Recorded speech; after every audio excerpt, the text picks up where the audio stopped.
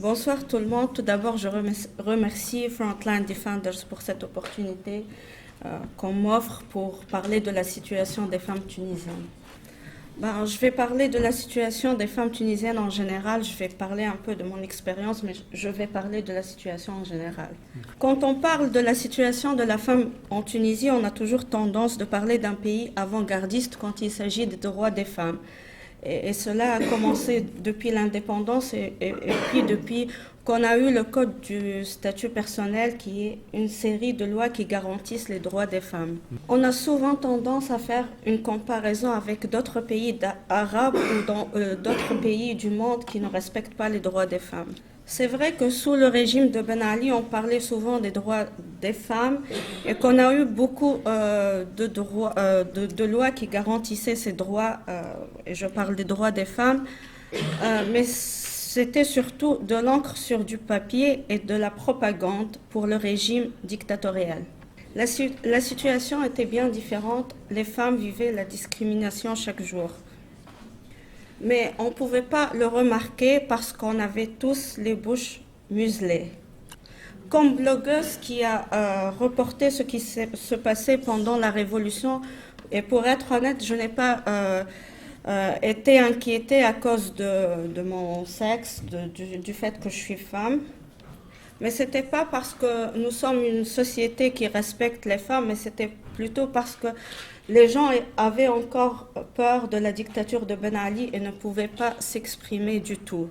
Bon, quand on a eu la révolution et quand Ben Ali est parti, les organisations féministes et les organisations qui défendent les droits des femmes ont eu beaucoup d'espoir et ont pensé que les choses allaient vraiment changer, qu'on allait vraiment obtenir l'égalité totale et concrète entre les deux sexes. Mais malheureusement, la réalité a été bien différente. Nous avons eu, et quand je dis on, je parle de la société civile tunisienne en général, parce que moi je suis activiste indépendante. Comme je le disais, malheureusement, la réalité a été bien différente et nous avons dû faire face à une situation bien plus difficile que celle que nous avons vécue sous le régime de Ben Ali. Quelques jours après le départ de Ben Ali, on a eu à manifester pour les droits des femmes et on a fait face à la violence des extrémistes religieux. Ces derniers nous demandaient de retourner à nos cuisines, à nos maisons et à laisser les rues et les manifestations pour les femmes. Et là, je tiens à dire que tout au long de la Révolution et bien avant la Révolution, les femmes ont toujours été dans les premiers rangs des manifestations pour le changement. Nous avons eu des femmes martyrs et des blessés de la Révolution femmes. Et les femmes ont beaucoup lutté et continuent à le faire. Et après le départ de Ben Ali, nous avons décidé d'organiser des élections, c'était la volonté du peuple tunisien, pour l'élection d'une assemblée constituante qui allait écrire une nouvelle constitution pour le pays. Et malheureusement, et je dis bien malheureusement, les islamistes ont gagné ces élections-là. Et c'est mon opinion, les islamistes n'ont rien à voir avec l'islam modéré et ça n'existe pas. Il faut toujours séparer tout ce qui est politique de tout ce qui est religieux. Ils ont essayé d'écrire une constitution qui n'a rien à voir avec les droits humains en général et les droits des femmes en particulier. Mais heureusement, les femmes ont encore une fois été là, et je parle des femmes et aussi des hommes qui appartiennent à la société civile et qui ont lutté et qui ont réussi à faire de la pression sur l'Assemblée constituante pour avoir une constitution qui garantit les droits humains et les droits des femmes. Mais ça n'a pas été facile du tout. Je donne des exemples concrets. À un certain moment, nous avons eu à faire des manifestations contre un article qui parlait plutôt de la complémentarité entre les deux sexes au lieu de parler de l'égalité entre les deux sexes, et le mot complémentarité pouvait être interprété de manière différente. Nous avons dû manifester et faire face et à la violence de la police et à la violence des extrémistes religieux. Et heureusement, nous avons réussi à les obliger à écrire une constitution qui respecte les droits humains et les droits des femmes. Mais nous avons eu à payer un prix très cher pour avoir ça. On a eu 2 assassinats politiques.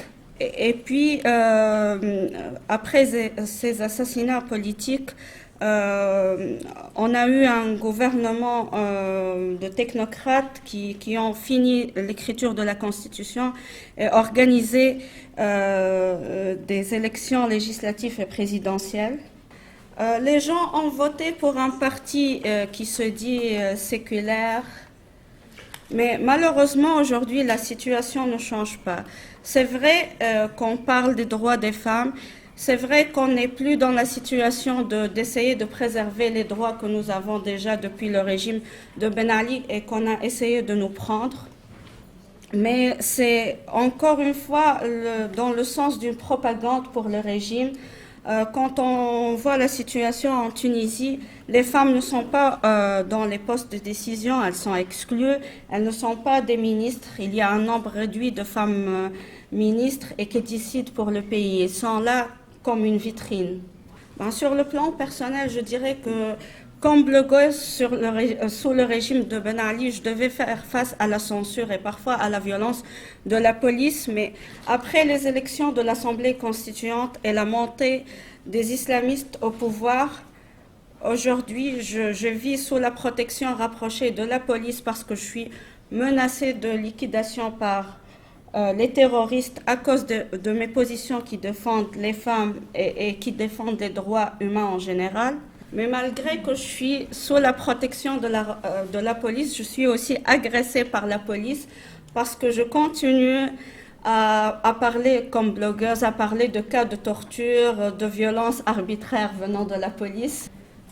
Mais malgré ça, je continue à dénoncer leur violence, je continue à dénoncer les extrémistes religieux qui essayent de voler nos droits humains et voler les droits des femmes, qui ne veulent pas d'égalité entre les hommes et les femmes.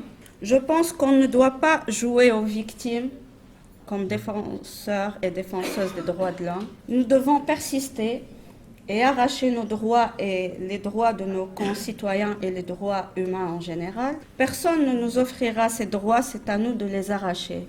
Femmes et hommes, nous devons lutter ensemble. Help protect human rights defenders on the front line. Contribute at www.frontlinedefenders.org/donate. Thank you.